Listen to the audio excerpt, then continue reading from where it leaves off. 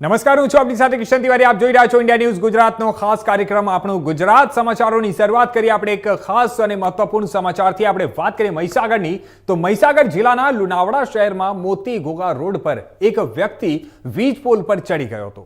પ્રાથમિક માહિતી મુજબ તેને ભાડાની ગાડીનું ભાડું ચૂકવવું ન પડે તે માટે આ સમગ્ર તરકટ રચ્યું હતું.